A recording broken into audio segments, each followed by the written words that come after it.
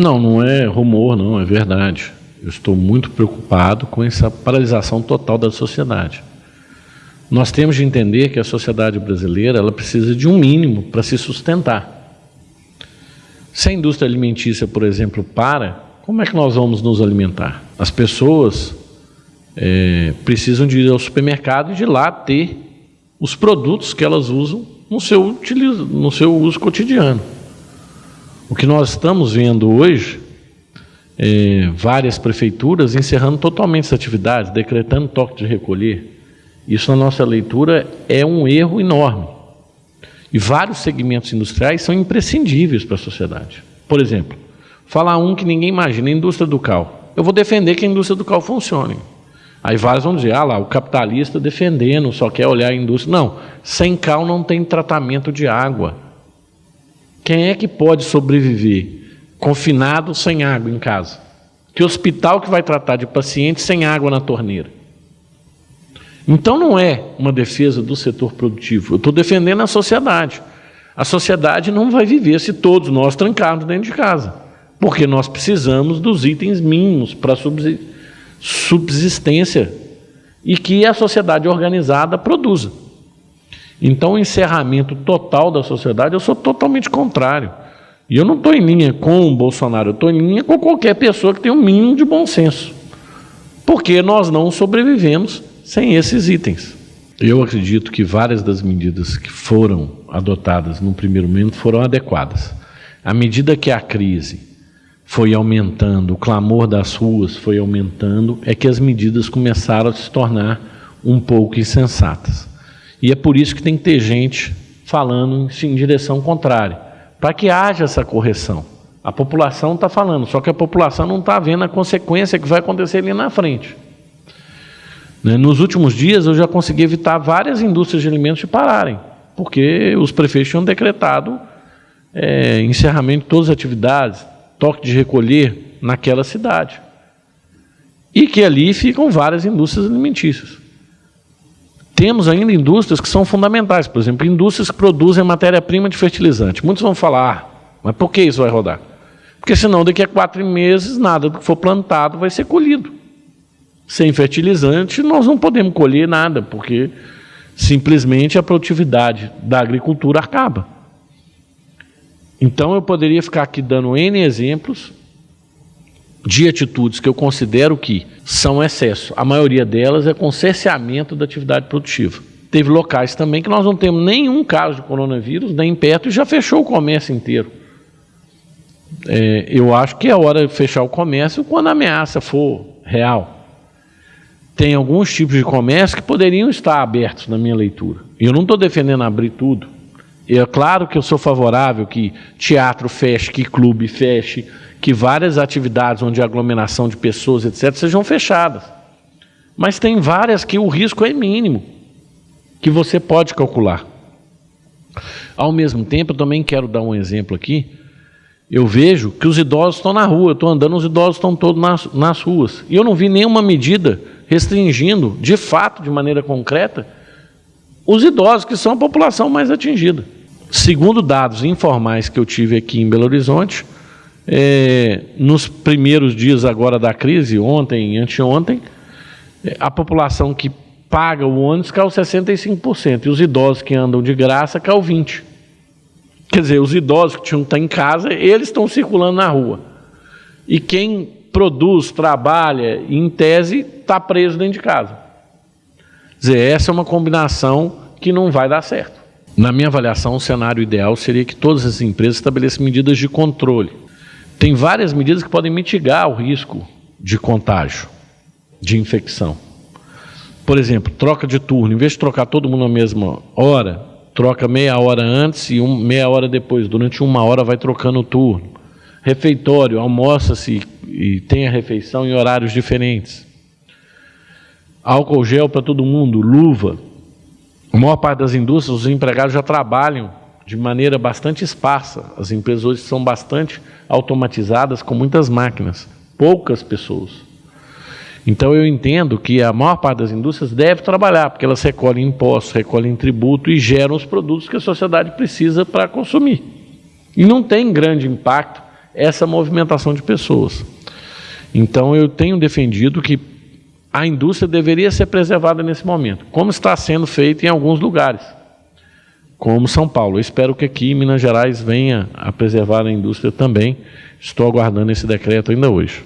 A gente não tem tido relato nessa direção. O que a gente entende é que a grande maioria das indústrias implementou várias medidas de segurança com relação à saúde e segurança no trabalho e com relação ao coronavírus.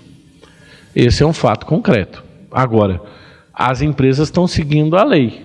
Se é determinado o encerramento daquela empresa naquela região, elas estão seguindo. Então, as empresas não estão descumprindo nenhuma regulamentação.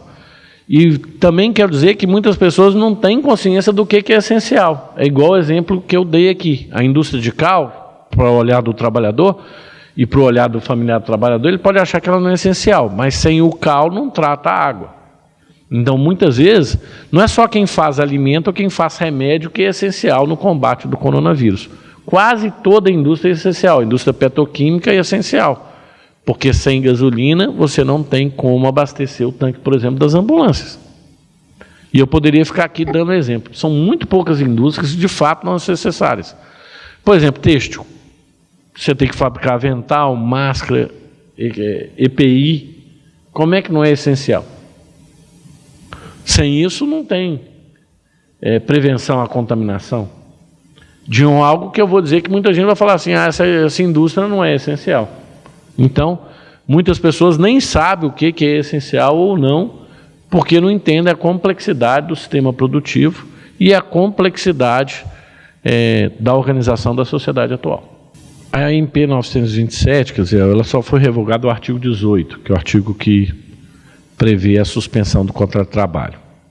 A FIENG sugeriu que o Estado arcasse com um valor no ato da suspensão. A gente já fez essa sugestão e o governo estava inclinado a fazer isso. Eu acredito que houve uma precipitação e foi publicada a suspensão com o intuito de evitar as demissões. Quer dizer, a suspensão ela teve o objetivo de evitar com que as pessoas fossem demitidas. Então, o que a FIENG recomenda é que seja mantida a suspensão do contrato de trabalho, mas com o Estado arcando com um pedaço desse custo, para que o trabalhador não fique totalmente desamparado. O Estado arca com um pedaço, a empresa arca com outro pedaço, e o trabalhador arca com outro pedaço. Sem isso, o que nós teremos é um desemprego em massa generalizado. Nós poderemos dobrar o número de desempregados no Brasil nos próximos 30 dias.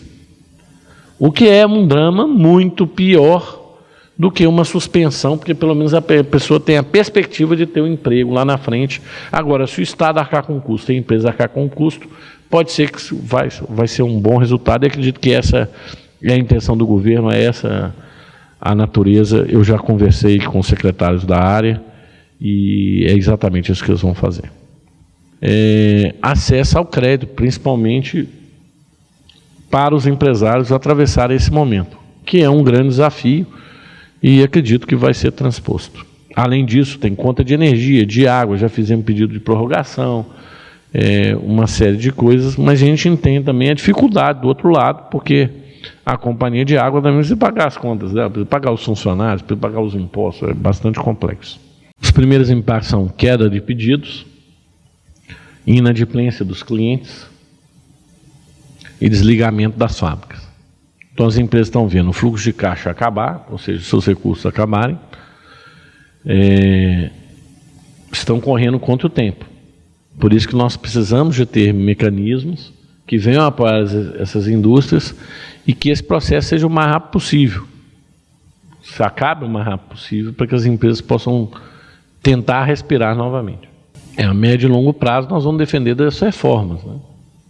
Sem as reformas, a médio e longo prazo, o cenário vai ficar ainda mais difícil para o setor empresarial e, consequentemente, para a população brasileira. Com certeza, eu falo isso sem medo de errar muito, vai cair muito. Os empresários vão ficar inadimplentes, porque nesse momento eles vão priorizar os trabalhadores. Isso tem sido quase um tom unânime com todos os empresários que eu tenho conversado. Isso vai trazer um problema para o Estado enorme. E muitos funcionários públicos talvez tenham dificuldade de receber, e o Estado vai ter dificuldade de arcar com seus compromissos.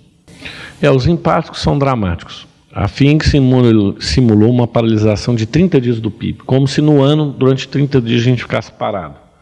O que vai ser muito próximo disso, porque nós vamos ter uma paralisação muito grande de parte da sociedade, da economia, por 90 dias. Então, nós estimamos aí um mês inteiro de atividades paradas. Só isso geraria 16 milhões de desempregados, se nada fosse feito. Ou seja, não preciso falar o tom da gravidade. 16 milhões de desempregados são 80 milhões de pessoas atingidas diretamente, que tem os dependentes daqueles que estão empregados. A queda no PIB pode chegar a 10% em Minas Gerais, e a pouco mais de 8% no Brasil. Além disso, nós teremos efeitos trágicos em várias áreas. Então, os impactos seriam avassaladores, a gente entende, temos que fazer de tudo para evitar um cenário como esse. Com certeza, o nosso cenário simulado, que seria uma perda de equivalente a um mês, traz uma queda no PIB ao redor de 8%. Então, é um cenário, infelizmente, muito triste.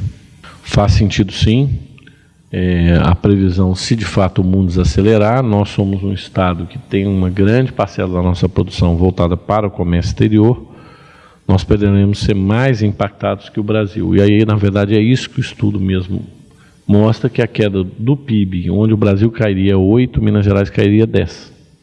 De fato, quer dizer, o aumento do dólar não vai trazer um impacto inflacionário, porque o preço dos produtos caiu. Então, apesar do dólar ter subido, o preço em dólar desses produtos diminuiu, e isso vai trazer um alívio, até certo momento, para a inflação. Ninguém sabe, vai depender de quanto tempo a gente ficar parado. Se semana que vem voltar, o que não vai ocorrer, é óbvio, o retorno seria quase que imediato. O problema é que, à medida que a crise vai aprofundando, os efeitos vão se tornando irreversíveis, e os efeitos serão permanentes em alguns casos, demorarão anos para serem revertidos. Então, na realidade, quanto antes acabar, melhor. Acredito que muito pouco ou quase nada, né? Os recursos sempre demoram, tem uma burocracia para vir. O que nós vamos começar a ver é alguma coisa de liberação de crédito, mas eu não sei o que veio para o Estado diretamente, mas acredito que muito pouco ainda.